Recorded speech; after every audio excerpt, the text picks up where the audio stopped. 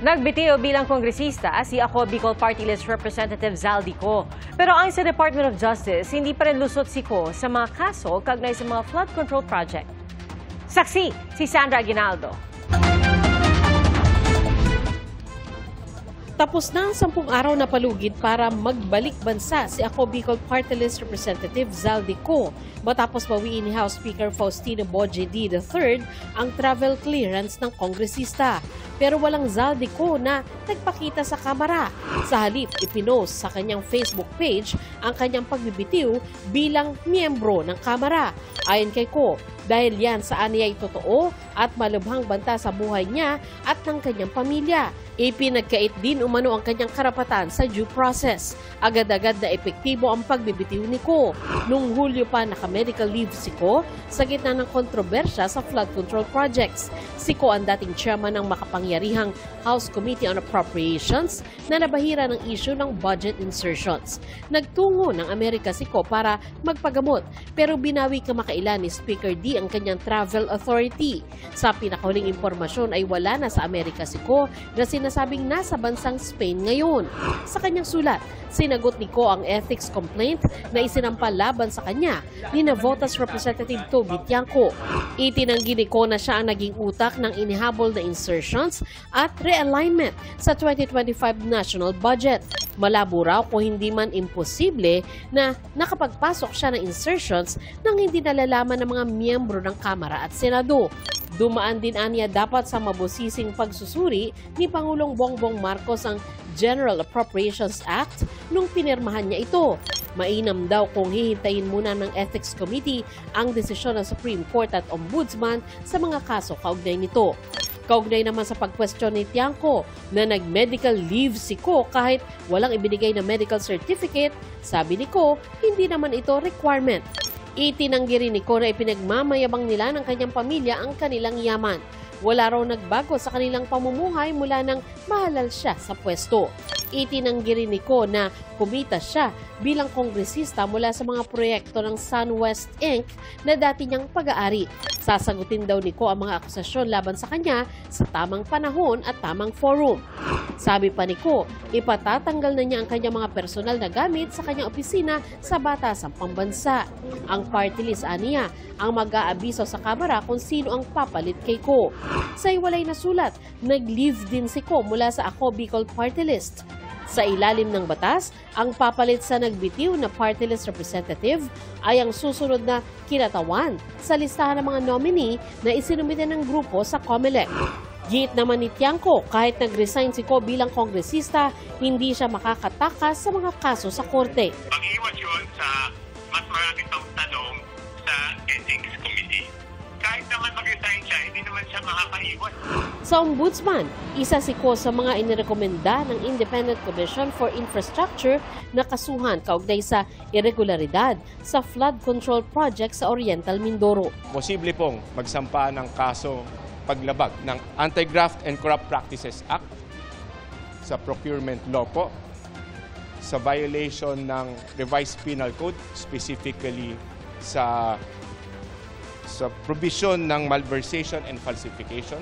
And of course, isa po dito ay yung paglabag sa Code of Conduct of Public Officers and Employees. Inirekomenda rin ng ICI na kasuhan si dating DPWH Mimaropa Regional Director, Engineer Gerald Pacanan, Assistant Regional Directors na sina Jean Ryan Althea at Ruben Santos Jr. at siyam na iba pang DPWH official. Damay rin sina Aderma Angeline Alcazar, ang presidente at chairman of the Board of Directors ng SunWest, pati ng 4 na miyembro ng Board of Directors. Ang ICI nga, gaya po sa parating sinasabi, ay nagbabase po sa ebidensya. The stronger the evidence we have, the more complete our evidence we have, that's the time that we will file our recommendation to Ombudsman. Hindi po basta-basta kaming nagre-rely o umaasa sa mga single testimony o sa isang affidavit po lamang. Sinusubukan namin kunin ang panig ng mga inirekomendang kasuhan. Ayon kay Justice Secretary Jesus Crispin Remulla, tuloy pa rin ang mga kaso laban kay Ko. Humiling na rin ang DOJ ng Blue Notice mula sa Interpol para kumalap ng karagdagang impormasyon ukol sa aktibidad at lokasyon ni Ko. I don't expect him to come home. I mean, the way that everything is right now, I don't think he will just go home. Para sa GMA Integrated News, Sandra Aguinaldo, ang inyong saksi. Tinanggap na ni House Speaker Faustino Bogie-D III ang pagbibitiw ni Ako Bicol Party List Representative Zaldico. Ayon kay House Ethics Committee Chairman J.C. Abalos, wala ng kapangyarihan ng komite na ituloy ang investigasyon laban kay Ko.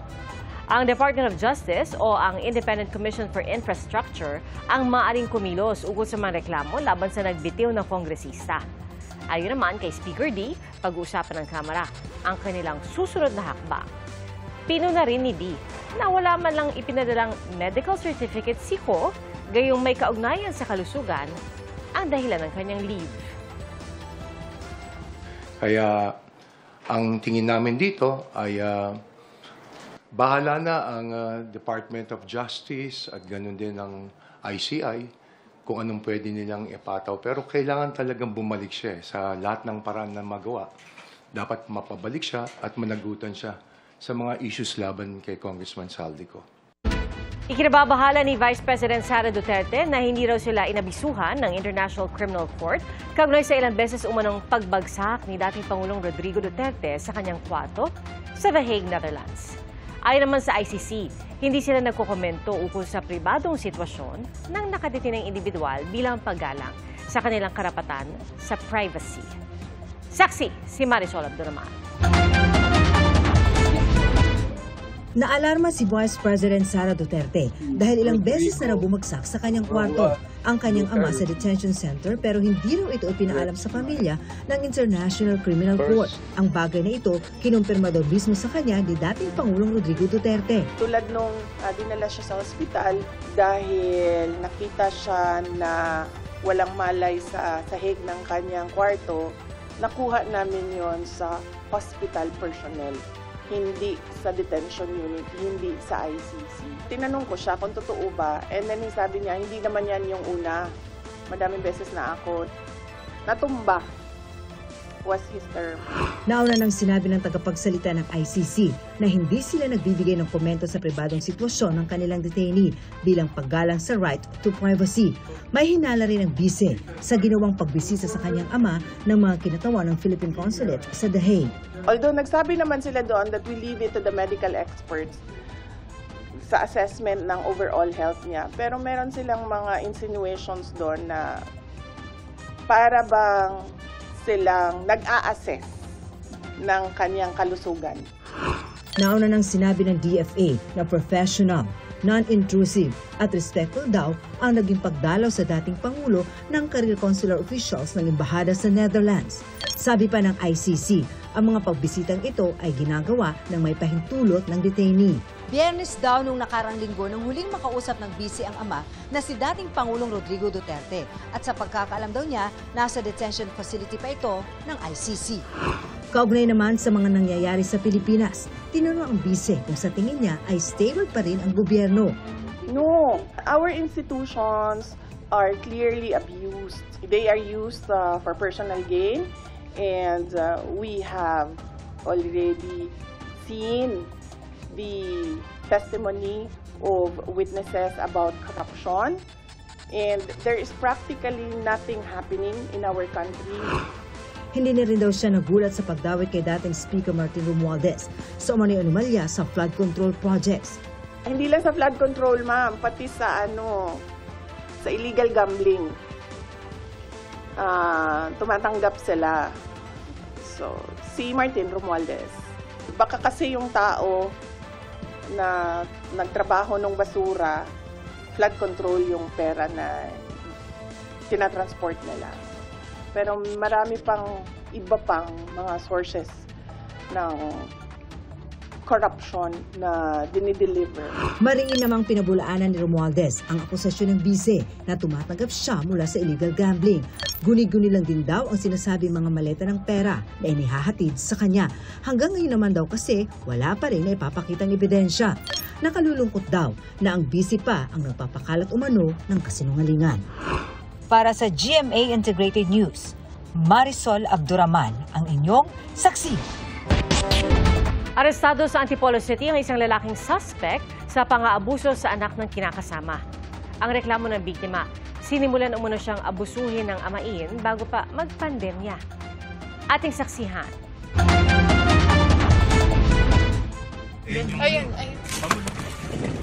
Sinadya ng mga pulis Antipolo ang isang subdivision sa Barangay San Roque para arestuhin ang kanilang target, ang 32 anyos na lalaking inireklamo ng pang-aabuso ng kanyang stepdaughter. May karapatan ka manahimik, ano man sabihin mo, maaaring gamitin. Kwento ng biktima, unang nangyari ang umano'y pang-aabuso ng kanyang stepfather noong December 2019. 12 anyos pa lang daw siya noon. Nasundan pa raw ito nang umalis ang kanyang ina upang ipacheck up ang kanyang nakatatandang kapatid. Sinumbong daw ng biktima sa kanyang ina ang ginawa ng amain, pero sinabi ng suspect na gawa-gawa lang ang kwento. Nanahimik ang biktima ng halos 4 na taon, kaya nagpatuloy ang amain sa umano'y pang-aabuso. Nalaman ng nakatatandang kapatid ng biktima ang ginagawa sa kanyang kapatid, kaya isinumbong sa kanilang tunay na ama. 2023 noon bali nakatanggap po ako ng text tapos mga missed call sa panganay kong anak. Nung nakaka-tiyempo po ako, doon ko lang po nabasa yung mga screenshot ng mga messages ng biktima sa kaibigan niya. Binapastos daw po siya patuwing nandun yung stepfather niya. Tapos hinihipuan siya, gano'n. Pinasuri sa doktor ang biktima bago tuluyang nagreklamo sa barangay at pulisya ang ama ng biktima. Bago nung nalaman ko po yun, obserbahan ko po kung talagang gumagawa talaga ng kwento ng anak ko or nagsasabi ng totoo. Sa palagay ko po, sa mga reaksyon niya, nagsasabi po ng totoo ang anak ko. Kasi hindi naman po sobrang magagalit ang anak ko na halos mahimatay at saka hindi iyak yan kung wala talaga nangyari. Natulungan nga po siya kaya nga. Tapos, ang isa pa ng sir, PWD po yung anak ko. Ikinasa ang operasyon kasunod ng formal ng pagsasampa ng reklamo. Sa ating pong mga magulang, ating pong bantayan ng ayos ang ating mga anak. Huwag po tayong titiwala, lalo dito po sa naging situation ng ating biktima. Naharap ang suspect sa 2 counts of acts of lasciviousness. Nasa kustodiya na ng Antipolo City Police ang suspect na tumanggi magbigay ng pahayag. Para sa GMA Integrated News, Nico Wahe, ang inyong saksi. Ipinaaresto ng Mandaluyong Regional Trial Court Branch 279 si dating PCSO General Manager Reyna Garma at 4 na iba pa. Kaugnay po yan sa kaso ng pagpatay kay PCSO Board Secretary Wesley Barayuga sa Mandaluyong noong Hulyo ng 2020. Kinumpirma ng PNP na inilabas na ng korte ang warrant of arrest para kina Garma, Edilberto Leonardo, Jeremy Kausapin, Santi Mendoza at Nelson Mariano. Nahaharap din sila sa kasong frustrated murder dahil sa pamamaril sa driver ni Barayuga na nasugatan sa insidente. Sinusubukan pa ng GMA Integrated News na makuha ang panig ng mga akusado. Problema pa rin ang supply ng tubig at kuryente sa malaking bahagi ng Masbate. Isinailalim sa state of calamity ang probinsya bunsod ng matinding paghagupit ng bagyong Opong. Saksi si JP Soriano. Dinatnan kong puno ng troso ang Masbate National Comprehensive High School. 4 na araw matapos hagupitin ng bagyong Opong ang Masbate. Mistulang dinurog ang mga nilalakaran ng mga estudyante o covered pathway. Napuno ng dahon ng kisame ng isang classroom, pero ang iba natuklapan ng bubong, habang ang ilan binagsakan ng mga sanga ng puno. At isa lang po to sa mga classroom na makikita nyo pong nabagsakan ng puno, na talaga na pong, kung imagine nyo po kung may nagkaklase dito, talaga pong tiyak na may masasaktan. Isa lang po ito sa mahigit 20 classrooms dito sa paaralan na damage dahil sa bagyo. Isa lang ito sa 54 na paaralang apektado ng bagyo ayon sa DepEd Division ng Masbate. 57 silid-aralan ang tuluyang winasak ng bagyo.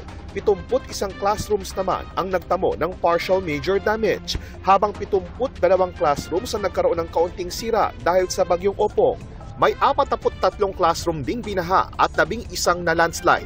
Bukod pa sa libu-libong gamit gaya ng armchairs, computers at iba pang learning materials na nasira ng bagyo. Kaya tulong-tulong ang mga guro at pamunuan ng mga paaralan sa pag-aayos. Napakalaki ng pinsalang na idulot ng bagyo. At wala kaming ibang gagawin kundi tanggapin ito at mag-move on. Nagluluksari ng paaralan para sa pagpanaw ng campus journalist nilang si Brian Bolaño. Isa sa 9 na namatay sa Masbate dahil sa bagyo. Nasawi si Brian nang mabagsakan ng gumuhong pader ng kapitbahay ang kanyang silid. Sinika pa siyang dalhin sa ospital. Sinundan ko, ako mismo nirevive ko pa rin yung anak. Sa sobrang ko na hindi ko matanggap. Sa ang iniisip ko, hindi ko susukuan yung anak ko. Pero hindi na talaga. Wala na talaga. Mahigit 150,000 individual naman ang apektado. 14,000 bahay ang napinsala, habang 3,500 bahay ang tuluyang nawasak. Ibang problema pa ang kakulangan ng kuryente sa probinsya na nakakaapekto rin sa supply ng presyo ng tubig. Nung dati, 25 pesos, ngayon 45 pesos dahil sa mayroon na po gamit na generator. Kasi wala nga pong kuryente ngayon, hanggang ngayon. Bagsak din ang cellphone signal sa isla. May palibreng wifi ang ilang telco, pero may oras lang. Tinatayang matagal pa bago maayos ang mga bumagsak na poste at mga puno. Kaya may mga kalyeng hindi pa rin madaanan hanggang ngayon. Posibleng abutin ng 1 buwan bago maibalik ang supply ng kuryente. Nagpadala na rin ng internet satellite sa probinsya. We assure them that we will do our best na matulungan sila. We will do our best to recover. We will do our best na makabangon ang Masbate. Para sa GMA Integrated News, ako po si JP Soriano, ang inyong saksi. Walang bagyo pero apektado ng easterlies ang Metro Manila at iba pang bahagi ng bansa. Ayon po yan sa Pag-asa. Ito po yung mainit na hanging nanggagaling sa karagatang Pasipiko na nagdadala rin ng tsansa ng mga localized thunderstorm gaya ng naranasan kanina sa ilang lugar. At base sa datos ng Metro Weather, umaga bukas ay may tsansa na ng ulan sa ilang bahagi ng Mimaropa, Bicol Region, Western Visayas at Zamboanga Peninsula. Halos buong bansa ang uulanin sa hapon na posibleng magpabaha o magdulot ng landslide. Sa Metro Manila, mataas pa rin ang posibilidad na makaranas ng mga thunderstorm bago magtanghali at posibleng maulit sa hapon o gabi. Nakabantay din ang Pag-asa sa mga cloud cluster o kumpul na mga ulap sa labas ng Philippine Area of Responsibility. Posible raw itong lumapit sa bansa at maging low pressure area sa mga susunod na araw. Hindi po inaalis ng Pag-asa ang tsansang maging bagyo ito. Si dating PNP Chief Rodolfo Azorin Jr. ang itinalagang bagong Special Advisor at Investigator ng Independent Commission for Infrastructure. Kasunod po ito ng pagbibitiw ni Baguio City Mayor Benjamin Magalong bilang advisor ng komisyon. Saksi si Joseph Moro. Ang panawagang kinakaharap ngayon ng Independent Commission for Infrastructure o ICI, gawing publiko sana ang kanilang mga pagdinig na nakatokang imbestigahan ng mga anomalya sa flood control projects at iba pang proyektong infrastruktura ng gobyerno. Mula nung simula ng ICI ang mga pagdinig noong September 19, bawal ang media sa loob. Sabi ni Atty. Brian Hosaka, Executive Director ng ICI, mananatiling pribado ang mga pagdinig. We don't want the commission to be used for any political agenda or leverage. Kaya nag-iingat po kami. Lahat po ng mga binibigay po ng mga informasyon kailangan po namin i-verify at in fact, kailangan po makolaborate.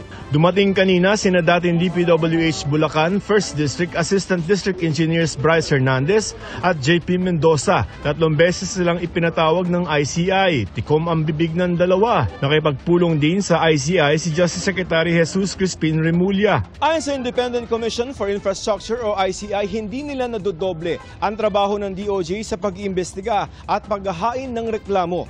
I think complementary. Nakita naman po ninyo kanina ni si SOJ na pumunta dito kanina at nag-submit ng mga affidavit. And for us, that's very important. Close coordination with the government agencies, whether legislative or investigative, is very valuable for us because the more information that we get, the more basis we will have to file cases against those who's responsible for this mess. Ayon kay Remulla, maaaring idiretso ng ICI ang kanilang mga reklamo sa ombudsman kung sangkot ang mga opisyal ng gobyerno. Walang conflict, pero mostly with the ombudsman yan. Kasi siyempre, there's always a working between a government person behind every transaction and every case. Pero kailan ba makikita ng publiko na may makakasuhan at malilitis sa Sandigan Bayan? Everything is due process. Siyempre naiinip tayo, pero sinasabi ko nga, proseso lahat yan. I mean, paano kami nakapag-file ng kaso kay Atong Ang?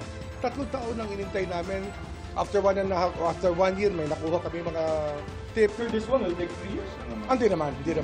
Mas matindi yun eh. Ang ICI nagpahayag din ng panghihinayang sa pagbibitiw bilang Special Advisor ni Baguio City Mayor Benjamin Magalong. May malaking epekto ba yung pagre-resign ni Mayor Benjamin Magalong bilang ICI Special Advisor? Malaki in the sense po na malaki nga po tulong ni Mayor po. Saka ang panghinayang na nag-BTO po siya sa special advisor po. No? But we're mandated to continue. Investigation will continue po. Si dating PNP Chief Police General Rodolfo Azurin Jr. ang itinalagang bagong special advisor at investigator ng ICI. Nagpasalamat ang palasyo sa tulong ni Magalong sa komisyon na mahalagaan nila sa kampanya nito laban sa korupsyon sa mga infrastructure project. Ayon sa palasyo, welcome pa rin ang anumang may tutulong ni Magalong kahit hindi na siya bahagi ng ICI. Ginagalang po ng Pangulo ang naging desisyon po ni Mayor Magalong. Kinikilala naman po ng ating Pangulo ang kagalingan ni Mayor Magalong. Sa kanyang social media page, shinare ni Magalong ang mga kumakalat na pahayag ni Palace Press Officer Claire Castro. Sa unang anunsyo kasi, Special Advisor at Investigator ang posisyon niya. Special Advisor and who will act as investigator for the ICI. Pero kalaunan, liliwanagin po natin ang pagtalaga po sa kanya ng Pangulo ay bilang Special Advisor at hindi po lead investigator or in any other form na pag-iimbestiga. Hirit na Magalong kung ganito ang clarity, baka next month, kayo na po ang humusga. Nanindigan si Castro na itinawid ng Pangulo ang naunang anunsyo dahil hindi nagbitiw bilang alkalde ng Baguio City si Magalong. Noong hindi po nag-resign si Mayor Magalong bilang mayor, sinabi po ng Pangulo na ang kanyang magiging papel ay Special Advisor. He refused to resign as mayor of Baguio. So with that, nakita po ng Pangulo ang maaaring maging conflict. Sa pahayag ni Castro noong Biyernes, ipinag-utos niya ng Pangulo ang pag-review sa pananatili ni Magalong sa ICI dahil sa puna ng ilan sa posibleng paglabag sa konstitusyon at gayon din ang duda sa kanyang independence bilang bahagi ng komisyon. Git naman ni Magalong walang conflict of interest sa kanyang papel sa ICI at pagiging alkalde. Pero nagbitiw na rin siya para hindi mapahina ng anumang pagdududa ang integridad ng ICI. Para sa GMA Integrated News, ako si Joseph Morong, ang inyong saksi. 27 ang patay sa magkakasunod na pananalasa ng mga bagyong Mirasol, Nando at Opong, gayon din ng Habagat. Sa Pangasinan, halos 300 pamilya ang nananatili sa mga evacuation center. Saksi, si CJ Torida ng GMA Regional TV.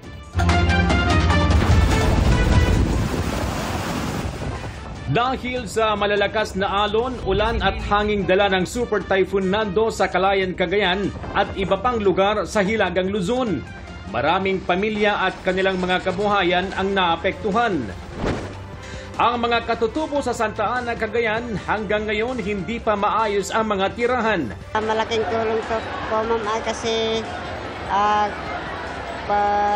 gamitin namin para may pangbili kami ng materyales.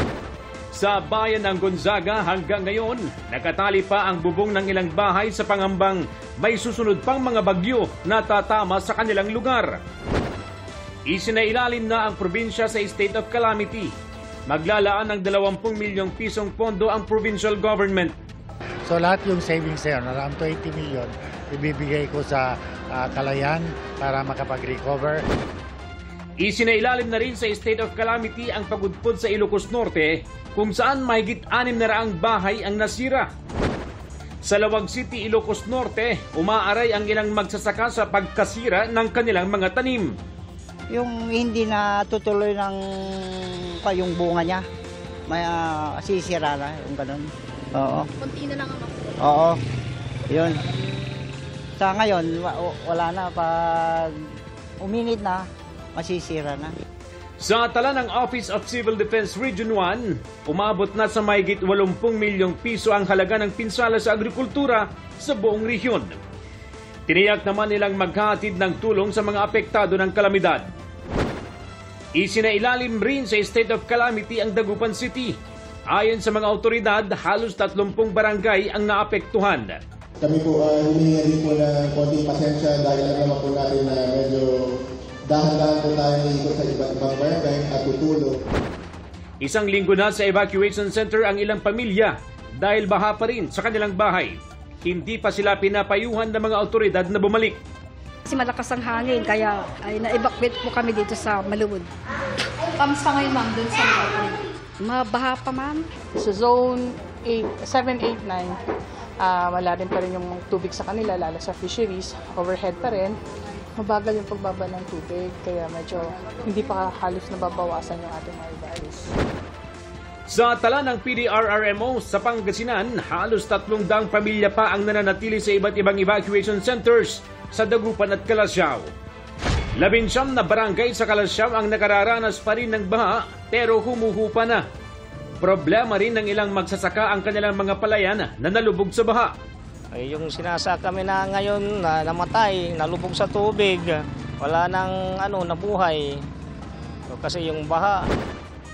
Dahil sa baha, naging madiskarte ang isang tricycle driver doon at gumawa ng kanyang bersyon ng tricycle o tikling. Hindi ako kumikita ng baha. Kaya naisipan ko na lang na gumawa para kumita. So, bali ilang araw ninyong ginawa yun? 2 araw, ma'am. Sa Biliran Province, 10 ang naitalang nasawi dahil sa bagyong Opong. Nasa 2,355 pamilya o 7,329 individual ang pinalikas at dinala sa 78 evacuation centers sa Biliran Province. Nagpapatuloy naman ang isinasagawang clearing operations at nagrarasyon din ng tubig sa mga apektadong residente sa ilang lugar sa Leyte. Para sa GMA Integrated News, ako si CJ Torida ng GMA Regional TV, ang inyong saksi. Mga kapuso, maging una sa saksi. Mag-subscribe sa GMA Integrated News sa YouTube para sa iba't ibang balita.